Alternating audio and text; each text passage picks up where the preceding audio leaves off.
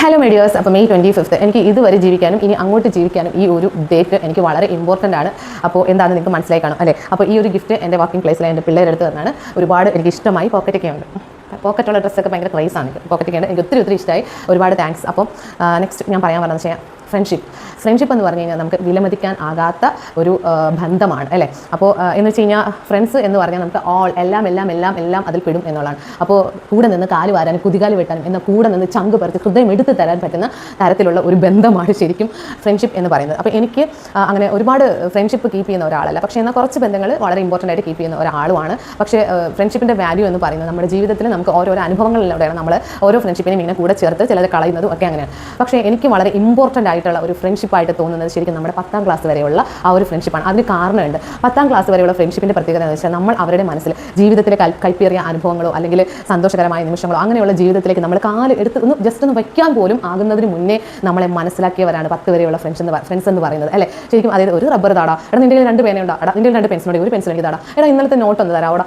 അങ്ങനത്തെ ബന്ധങ്ങളാണ് ശരിക്കും 10ാം ക്ലാസ് വരെയുള്ള ഫ്രണ്ട്ഷിപ്പ്. അവിടെ ഒന്നുമില്ല ശരിക്കും അസൂയ, കുശുമ്പ്, ഏഷണി, പാഷാണ്, ഒന്നും അറിയത്തില്ല. പക്ഷേ അപ്പോഴും അതൊക്കെ ഉണ്ട് എങ്കിലും അതൊക്കെ വെറും ഈ റബ്ബർ വാങ്ങുന്ന പോലെയും പേന കടം വാങ്ങുന്ന പോലെയും പെൻസിൽ കടം വാങ്ങുന്ന പോലെ അവിടെ അങ്ങ് തീരും, അത്രേ ഉള്ളൂ. പക്ഷേ ആ ഒരു ഫ്രണ്ട്ഷിപ്പിൽ അന്ന് നമ്മൾ എത്ര ജീവിതത്തിലെ വലിയ ഉയരങ്ങളിൽ പോയാലും അല്ലെങ്കിൽ നമ്മൾ താഴ്ന്നു പോയാലും നമ്മൾ എവിടെ എത്തിയാലും ആ 10 വരെ ഉള്ള കൂട്ട് അല്ലെങ്കിൽ ആ 10ാം ക്ലാസ് വരെ നമ്മൾ എന്താണ് നിഷ്കളങ്കമായ നമ്മുടെ മനസ്സാണ് നമ്മളെ 10 വരെയുള്ള ഫ്രണ്ട്സിന് നമ്മളെ അറിയാവുന്നത്. അപ്പോൾ അതുകൊണ്ട് തന്നെ എനിക്ക് തോന്നുന്നു നമുക്ക് വിശ്വസിച്ച് കൂടെ നിർത്താൻ പറ്റുന്നത്, കീപ്പ് ചെയ്ത് കൊണ്ടുപോകാൻ പറ്റുന്നത് ശരിക്കും ഈ 10ാം ക്ലാസ് വരെയുള്ള ഫ്രണ്ട്ഷിപ്പാണ്. കാര്യം ജീവിതത്തിൽ പിന്നെ നമ്മൾ എന്തായി തീർന്ന ആ ഒരു വ്യക്തിയെ അല്ല ശരിക്കും നമ്മുടെ ആ 10 വരെയുള്ള നമ്മുടെയൊക്കെ മനസ്സിലിരിക്കുന്നത് അല്ലേ? നമ്മളെ കൂടെ കളിച്ചും ചിരിച്ചും സന്തോഷിച്ചും ഇങ്ങനെ തോളത്ത് കൈയിട്ട് ബാഗൊക്കെ ഇട്ട് ആ സ്കൂളിൽ പോകുന്ന ആ ഒരു ഫേസും ആ ഒരു അറിവും ആണ് നമുക്ക് അവരിൽ എന്നും നിലനിൽക്കുന്നത്. ആ ഒരു കാഴ്ചപ്പാടോട് കൂടിയാണ് നമ്മൾ അവരോട് മിണ്ടുന്നതും സംസാരിക്കുന്നതും അല്ലേ? അപ്പോൾ ഇപ്പോൾ എന്തെങ്കിലും പറയുമ്പോൾ 10 സീല് പിടിച്ച ഹേനയല്ലേ എന്ന്, അപ്പോൾ അത്രയാണ് ആ ഒരു സംഭവം. കാര്യം ആ 10 സീയാണ് 10ാം ക്ലാസ്സിൽ ആ സീല ഹേനയാണ് അവരൊക്കെ മൈൻഡിൽ വെച്ചേക്കുന്നത്. അവർക്ക് ആ ഹേനയെ അറിയത്തുള്ളൂ. ഹേന പിന്നെ എന്തായി തീർന്നു എന്നുള്ളതല്ല, അവർക്ക് അതൊന്നും അറിയത്തില്ല, അതൊന്നും അവർ അറിയുന്നില്ല എന്നുള്ളത്. അതുകൊണ്ട് തന്നെ എൻ്റെ 10ാം ക്ലാസ്സിലെ ഫ്രണ്ട്സിനെ കുറിച്ചാണ് എനിക്കിവിടെ സംസാരിക്കുന്നത്. വളരെ നിഷ്കളങ്കമായ ആ ഒരു ഫ്രണ്ട്സ്, ആ ഒരു കൂട്ടുകെട്ട് എനിക്ക് വീണ്ടും തിരിച്ച് കിട്ടി.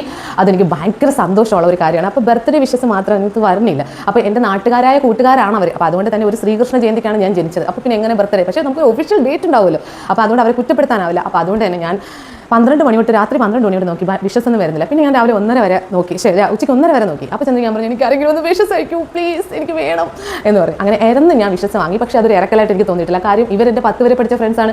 ഞാൻ റബ്ബറും പെൻസിലും നോട്ട്ബുക്കും പേനയും ഒക്കെ കടമേടിച്ചിട്ടുള്ളതാണ്. അത്രയേ ഉള്ളൂ. അത് ചോദിക്കുന്ന ഒരു ലാഘവത്തോടെ ഞാൻ വിഷസ് ചോദിച്ചോളൂ. വിഷസിൻ്റെ ഒരു പ്രവാഹമായിരുന്നു. എന്തായാലും ഒരുപാട് സന്തോഷം, നല്ല ഒരു സന്തോഷമുള്ള ദിവസമാണ്. അപ്പോൾ എനിക്ക് ബർത്ത്ഡേ വിഷ് ചെയ്ത എല്ലാവർക്കും, അതുപോലെ തന്നെ എനിക്ക് ഗിഫ്റ്റ് സമ്മാനിച്ച എൻ്റെ വേണ്ടപ്പെട്ട എല്ലാവർക്കും ഒരുപാട് താങ്ക്സ്.